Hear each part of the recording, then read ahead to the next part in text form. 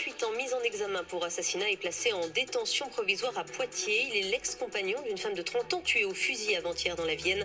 L'homme a reconnu être l'auteur du coup. Il affirme s'être rendu chez elle avec une arme pour l'intimider et lui avoir tiré dessus involontairement. C'est le 99e féminicide depuis le début de l'année en France. Il faut qu'on arrête de prendre ce qui est un scandale pour une fatalité, réagit sur France Info Emmanuelle Wargon, la secrétaire d'État auprès du ministère de la Transition écologique et solidaire.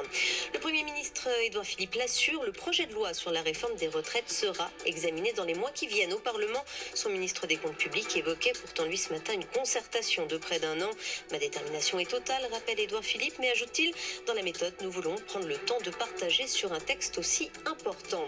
Une hausse sans précédent du nombre d'arrivées de migrants sur l'île grecque de Lesbos, plus de 500 hier soir en provenance des côtes turques, parmi eux 240 enfants. Ils ont été transférés au camp déjà surpeuplé de Moria. 11 000 personnes y sont entassées d'après Médecins sans frontières, alors que sa capacité n'est que de 3 000. À Hong Kong, 2 autres parlementaires pro-démocratie arrêtés. Ils sont 3 au total à avoir été interpellés depuis ce matin.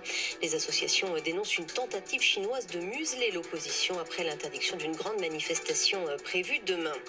La 4e journée de Ligue 1 de football avec dans quelques minutes le Paris Saint-Germain qui se déplace à Metz.